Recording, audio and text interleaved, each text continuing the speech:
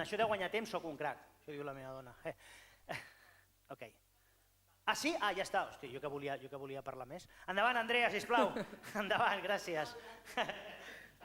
Moltes gràcies per la presentació i bé, ja us han agraït a tots l'assistència. Com bé deia el Ramsès, doncs jo vinc a fer una petita i humil aproximació a la NIS2, però que crec que és un tema que en els últims mesos ho tenim tots en òrbita, està donant a parlar i segur que en els propers mesos també dona bastant a parlar. Això no em funciona. Me'n vaig cap allà.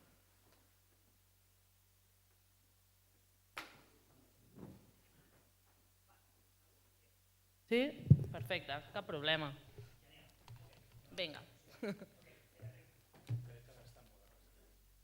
Digue'm? No, però jo crec que si ho veieu bé, endavant. Gràcies. Bé, doncs no vull allargar-me molt en la introducció perquè està bastant alineada amb tot el que heu anat exposant. Al final, aquest ecosistema de noves tecnologies i de transformació digital ens porta a nous reptes i també posa de manifest algunes dificultats en com abordar-los i sobretot en un escenari que canvia i que és tan viu contínuament.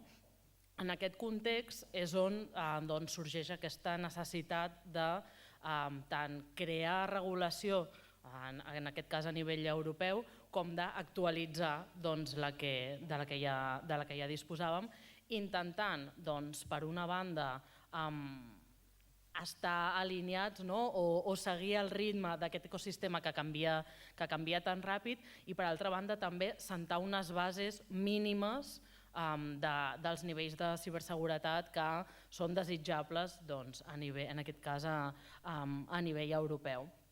La NIS1 durant uns anys ha donat resposta a aquesta necessitat, però com dèiem, aquest ecosistema que canvia tan ràpid ha fet que quedi obsoleta i s'ha creat aquesta directiva NIS2, que és la que està donant tant a parlar perquè, entre altres coses, amplia l'àmbit d'aplicació i entren en joc nous sectors i nous tipus d'entitats. A nivell de dates claus, i segur que aquestes ja les heu vist per activa i per passiva, però la directiva està en vigor des del gener del 2023 i hi havia de termini fins al 17 d'octubre del 2024 per fer aquesta transposició a l'ordenament jurídic de cada estat membre, que en el cas espanyol seguim esperant, i tenim fins al 17 d'abril del 2025 per acabar aquest procés d'adequació, diguéssim. A nivell de l'àmbit d'aplicació, que és una de les coses que més soroll ha fet, perquè algunes entitats que fins ara quedaven fora d'aquest àmbit d'aplicació ara han de revisar i veure si en aquest cas entren dins d'aquest àmbit. Per analitzar l'aplicabilitat, diguéssim, hem de mirar diferents variables. Per una banda, la directiva ens parla de diferents sectors que els classifica com d'alta criticitat o altres sectors crítics, que a la normativa es tradueixen en diferents annexes, però aquí l'important és que hi ha nous sectors que entren en joc, com per exemple el tema de les aigües residuals, el tema de la producció de diferents productes sanitaris, els serveis TIC B2B o d'altres sectors que entren en joc. I també hem de fixar-nos en la tipologia d'entitats, de com classifiquem les empreses en grans, mitjanes, petites. A priori, la directiva NIS aplica a mitjana i gran empresa, però en funció del sector pot aplicar també a petites empreses, és a dir, que no és tan fàcil veure a quina empresa aplica i no, i hem de fixar-nos molt bé per saber si estem sota aquest paraigües o si ens interessa estar-ho, perquè evidentment és obligatori, però també hi ha aquí la voluntarietat de les empreses d'incloure aquests controls en el seu marc de control, com per exemple hem fet a Optimum TIC, que no tenim l'obligació d'adequar-nos, però que hem incorporat aquests controls en el nostre marc propi per garantir i per augmentar els nostres nivells de seguretat. A nivell de novetats que ens aporta, i ara entrarem en algunes específiques que són en les que més es posa el focus, però al final aquí hi ha 2 punts claus, que és tot el tema de notificació d'incidents, que aquí els companys prèviament ja han fet algun apunt i que després en conferències posteriors segur que podem veure molt més en detall, però al final els requisits per notificació d'incidents es posen més durs. Això en què es tradueix? En què hem d'estar millor preparats per poder-hi donar resposta. Hem d'estar millor preparats tant en la resposta tècnica com en la resposta més a nivell organitzatiu o de crisi. Per tant, hem de tenir protocols, hem de fer simulacres i hem d'estar ben preparats perquè esperem que no, però si arriba el moment puguem complir amb aquests requisits i aquests terminis. També és important la cadena de subministre. Tradicionalment és un punt que a vegades es fa complicat perquè és més fàcil controlar la seguretat i les garanties que ens apliquem pròpiament, però quan hem de fer-les extensives es va complicant la cosa. Però precisament la directiva ve a posar el focus en aquesta cadena de subministre i s'alinea molt amb altres normatives com pot ser el reglament d'hora, que també posa el focus en temes de resiliència, per exemple. Per tant, al final tot està anant cap a intentar garantir aquests nivells de seguretat en la cadena de subministre. També s'endureixen les sancions, ho veurem més endavant, però s'endureixen tant les sancions econòmiques com les accions que les autoritats competents poden realitzar i, com dèiem, s'amplia aquest àmbit d'actuació. I també un punt important és que es posa més focus en els rols i responsabilitats i sobretot tirant cap amunt, intentant que l'alta direcció s'impliqui i sigui la que promogui també aquests anàlisis de riscos, aquestes mesures i aquest compliment cap al que anem. En les següents diapositives no entraré a repassar tots els articles de la directiva, però sí que n'he agafat 3 o 4 que crec que són els més representatius i els que poden ressonar més a les diferents entitats i els repassarem molt breument. Un dels principals articles és aquest de les mesures de seguretat, l'aprovació de les mesures de seguretat. Aquí l'important és, i enllaçant amb aquest paper de l'alta direcció que us deia, és que aquests òrgans de direcció d'aquestes organitzacions essencials i importants són els que han d'estar implicats en l'aprovació de les mesures que hem d'aplicar. Per tant, aquí sortim dels silos de l'equip d'IT o de l'equip de seguretat i en base als anàlisis de riscos que hem de fer hem d'escalar-ho perquè els òrgans de direcció siguin partícips d'aquestes mesures de seguretat i d'aquesta aprovació i d'aquests recursos necessaris perquè les empreses puguin garantir aquest compliment. També hi ha un punt molt interessant i que aquí ens pot recordar a l'Esquema Nacional de Seguretat, que és que els estats membres podran exigir a les entitats l'ús de diferents productes o serveis que estiguin certificats conforme determinades certificacions de seguretat. Això és similar al que ens exigeix, per exemple, l'Esquema Nacional de Seguretat, però aquí l'important del missatge és que tornem a posar el focus en la cadena de subministre, tornem a veure la importància de que els nostres proveïdors, tant de productes com de serveis, estiguin alineats en aquestes garanties mínimes de ciberseguretat i en aquestes mesures que hem de complir. L'article 21 és un dels més claus, perquè és el que ens entra ja una mica més al detall amb les mesures concretes, que és una mica el que de primeres tots ens interessa. Escolta, què he de fer per complir? Primer si m'aplica o no i després què he de fer per complir, què he d'aplicar. Aquest article fa un repàs per diferents mesures i per diferents àmbits que ara repassarem una mica, però que, com veureu, estan molt alineats a àmbits que ja tocava o que ja toca la ISO 27001, l'Esquema Nacional de Seguretat, els controls NIST, és a dir, no estem posant el focus sobre nous àmbits, però sí que estem reforçant i demanant més requisits sobre alguns dels àmbits que ja estàvem abordant. Per tant, aquí aquelles empreses que ja parteixin de disposar d'una ISO 27001 o de complir amb l'esquema nacional de seguretat, els hi serà més fàcil integrar aquests nous controls o reforçar aquests punts que no si partim, diguéssim, de zero, per dir-ho així. És el cas que hem vist en Optimum TIC i ho menciono perquè al final de l'experiència pròpia s'aprèn moltíssim i en el nostre cas d'aquest marc de controls integrats en els quals vam començar amb la ISO, vam afegir l'esquema nacional i hem anat afegint altres com DORA en el que ja estem certificats i ara actualment l'estem reforçant amb els controls de NIS2 i hem pogut veure com crear aquest sistema de gestió integrat que ens permet anar posant controls, ens fa tenir sinergies entre totes aquestes normatives, garantir que les complim i realment tenir un marc de control que no només ens garanteix el compliment, sinó que ens permet fer una millora contínua basada en els anàlisis de riscos que anem fent periòdicament i que és un compliment viu i que ens permet anar guanyant maduresa també, no només tenir un xec de que complim, i és una mica l'estratègia cap on creiem que va i que és la intenció també d'aquest tipus de normatives, que tenen moltes sinergies amb d'altres estàndards, directives o reglaments. Com veieu en pantalla, i per no extendre'm molt, però al final toca àmbits com per exemple tot el tema de les polítiques d'infosec i els anàlisis de riscos.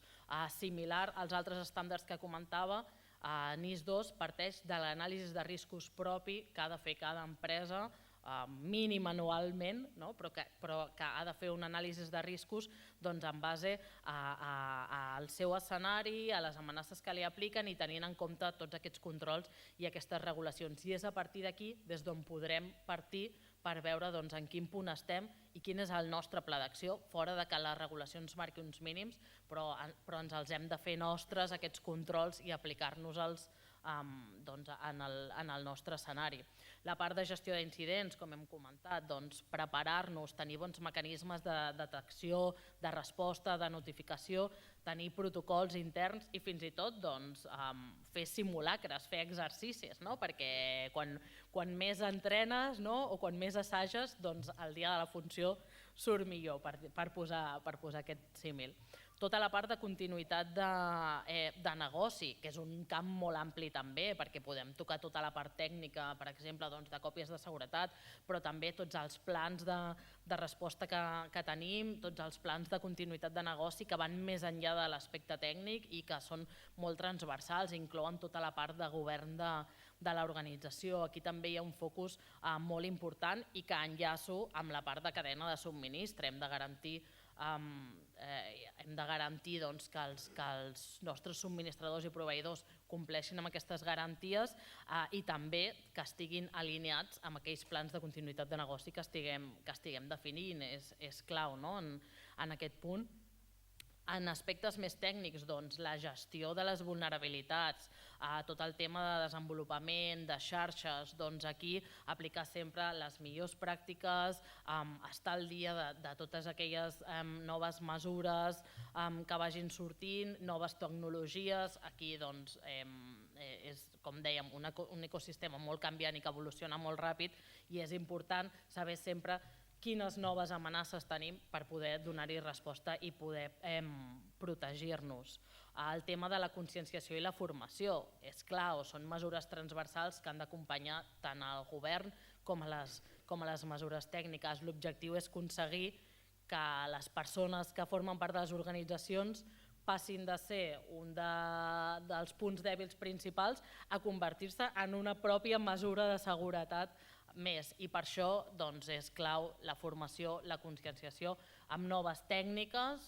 Tots veiem, ara fa uns anys era poc habitual les campanyes de phishing simulat, ara ja és quasi un dia a dia de les organitzacions i van sortint noves tècniques que hem d'anar incorporant per sempre mantenir una mica la gent al tren de la formació o de la conscienciació. Tot el tema de criptografia i xifrat, tota la part de control d'accessos, gestió d'actius, vinculat amb aquests perfils, aquests rols, aquestes funcions, aquest accés a la informació i l'autenticació. Com veieu, són àmbits que no són nous, no és que estiguem posant el focus en temes nous, però sí que els requisits en cada un d'aquests punts es fan més robustos o requereixen estar més o millor preparats per poder-hi donar resposta i per complir. Un punt important i que ja hem anat mencionant i que després podrem veure en ponències posteriors més en detall és aquesta part de les obligacions de notificació. Aquí no vull entrar al detall perquè després els companys segur que ho fan millor que jo, però sí que m'agradaria ressaltar el punt important i és que és una mica símil amb el que va passar quan es va aprovar la regulació en matèria de protecció de dades, que també ens donava uns terminis per notificar. Això s'ha convertit en que actualment moltes empreses, si no té afectació a dades personals, ja no continuen amb aquest procés de notificació. Què ens fa la directiva NIS? Doncs ens fa un altre cop englobar-ho tot i que qualsevol incident pot ser susceptible d'haver de notificar i hem de complir uns terminis. Per tant, allò que havíem protocol·laritzat tan bé per la part de protecció de dades, ara ho hem d'ampliar i incloure-ho tot. I és un punt molt important perquè inclou generalment moltes àrees, molts perfils, molts rols, molt transversals en l'organització i allò que pensem que mai passa, a vegades passa i en aquest punt és clau estar ben preparats. També, i sé que em repeteixo, però és un punt clau i tradicionalment nosaltres quan acompanyem a diferents companyies amb ISOs, amb esquemes nacionals i a més som molt pesats en aquest punt, però està demostrat si l'esforç i la voluntat ve de l'alta direcció és molt més fàcil que vagi traspassant cap a la resta de capes de l'organització i també tenint els recursos humans, temporals, econòmics necessaris per donar compliment i al final que l'alta direcció aposti per posar sobre la taula de direcció els reptes en ciberseguretat és una mica una garantia que ens apropa més a poder a complir amb aquestes directives o a estar en una millor postura de ciberseguretat. La següent diapositiva ens parla del NIS i de NIS2 i de l'Esquema Nacional de Seguretat. I per què? Perquè ara mateix, a dia d'avui, l'Esquema Nacional de Seguretat és la major aproximació que tenim a saber com hem de complir amb la directiva NIS2. El CCNCERT va elaborar el perfil de compliment específic que ens permet, des de l'Esquema Nacional de Seguretat, amb les mesures concretes i alguns reforços en funció del nivell amb el que estiguem complint, tenir unes mesures concretes per saber com podem donar resposta i com podem evidenciar que estem complint, en aquest cas amb la directiva NIS2. Per tant, és un punt bastant important perquè ara mateix, amb aquelles empreses que potser o entitats que diuen jo sé que he de complir però encara no s'ha fet la transposició, doncs ja quan surti ho veuré, no cal esperar, és millor arremangar-se i posar-s'hi mans a l'obra ja i a partir d'aquest perfil de compliment específic de l'esquema nacional és possible ja aquesta adequació i poder-ho evidenciar. Hi ha moltíssimes sinergies, hi ha moltes mesures que són similars i que, com dic, reforçant alguns punts ja podem donar compliment. Tota la part d'avaluació i actualització de polítiques de seguretat i d'anàlisis de riscos és molt comú. La implementació de mesures tant tècniques com organitzatives per les infraestructures, pels accessos, per la identitat, per la resposta a incidents. Podem basar-nos en les mesures que ens dona l'esquema nacional. La part de formació i conscienciació sobre la que també es fa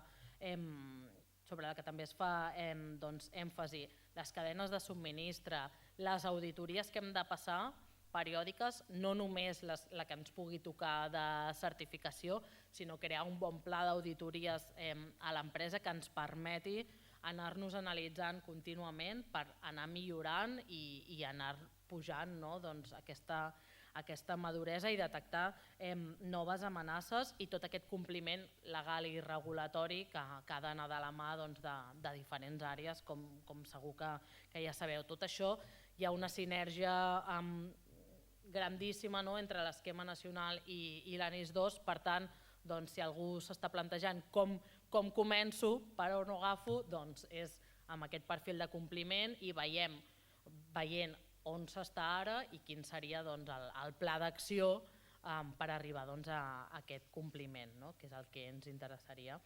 Per posar-vos un exemple, a Optimum TIC estem certificats amb la 27001 i tota la part de privacitat de la 27701, l'esquema nacional de seguretat, el reglament DORA, i què estem fent ara? A partir de tot això que ja disposem, estem afegint els controls de NIS2. Per tant, tot i que és un esforç, evidentment, i els que estigueu treballant en les vostres empreses en complir diferents regulacions, tant siguin voluntàries com obligatòries, sabeu que a nivell de recursos i d'esforç és important, però també, o almenys nosaltres, per nosaltres els beneficis pesen més que els costos en aquest cas, i anar reforçant aquest marc de controls ens permet poder garantir internament i també com a subministradors d'altres empreses que complim, que tenim aquests mínims de ciberseguretat i sobretot que periòdicament ens revisem i millorem contínuament i ens adaptem o intentem anar a tot lo ràpid o igual de ràpid que aquest ecosistema que va canviant tan ràpidament. Això és una mica el que volíem il·lustrar amb el nostre cas, però que és una mica també cap on creiem o la millor estratègia que haurien d'apostar les empreses, que és per aquest enfoc integral, creant aquest marc de controls i anant de la mà tant la part tècnica com tots aquells òrgans de govern i d'estratègia que han d'estar implicats. Uns altres punts importants, tot i que no ens agradin tant o no ens semblin tant reptes, és tota la part de supervisió, sancions i multes. A nivell de supervisió, les autoritats de cada sector tenen diferents mecanismes, o la directiva els dona diferents mecanismes per supervisar el compliment que fan les diferents entitats de la directiva.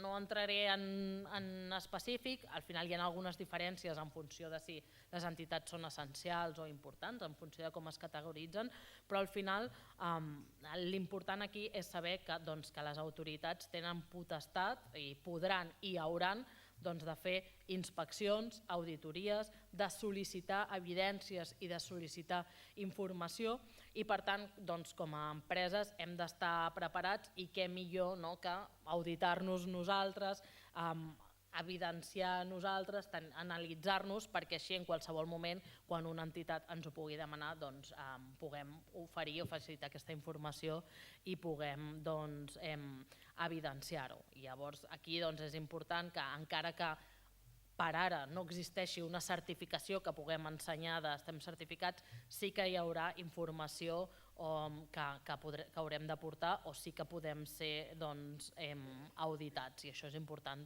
també conèixer-ho per estar preparats. A nivell de les sancions i multes també hi ha algunes diferències en funció de com es categoritza l'entitat, però aquí també l'important és saber que es fan més dures i que no només, tot i que la part econòmica evidentment té un impacte molt important, però que al final aquestes sancions i multes també poden anar acompanyades d'altres tipus d'accions com els òrgans de control poden demanar que s'aturin certes accions, que es publiqui determinada informació amb tot l'impacte reputacional que pot tenir tot això. Per tant, no parlem només de les sancions econòmiques, sinó també del possible impacte reputacional que pot tenir tota aquesta qualsevol sanció que ens puguin posar a l'empresa.